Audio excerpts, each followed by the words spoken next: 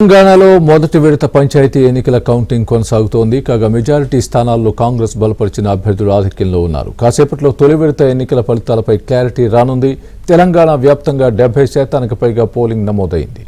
తొలి విడతలో 3834 సర్పంచ్ స్థానాలకు ఎన్నికలు జరిగాయి. తెలంగాణలో మొదటి విడత పంచాయతీ ఎన్నికల కౌంటింగ్ కొనసాగుతోంది. కాగా మెజారిటీ స్థానాల్లో కాంగ్రెస్ బలపరిచిన అభ్యర్థులు ఆధిక్యంలో ఉన్నారు.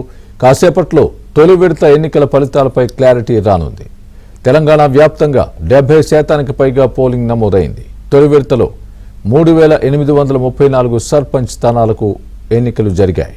పంచాయతీ ఎన్నికల ఓట్ల లెక్కింపుకు సంబంధించి మరింత సమాచారం వరంగల్ నుంచి మా ప్రతినిధి నవీన్, అదేవిధంగా కరీంనగర్ నుంచి శ్రీనివాస్ ఉన్నారు లైవ్లో. వాళ్ళని అడిగి అక్కడ అప్డేట్ తెలుసుకునే ప్రయత్నం చేద్దాం.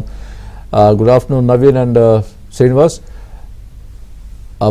మొదటగా నవీన్ చెప్పండి, అక్కడ ప్రస్తుత పరిస్థితి ఏ విధంగా ఉంది? ఎవరు మెజారిటీ స్థానాల్లో గెలుపొందే అవకాశాలు కనిపిస్తున్నాయి? మొత్తంగా చూస్తే కాంగ్రెసే ముందున్నట్టుగా టోటల్గా ఓవరాల్గా చూస్తే అని వార్తలు వస్తున్న నేపథ్యంలో మీ దగ్గర ఉన్నటువంటి పరిస్థితి ఏంటి?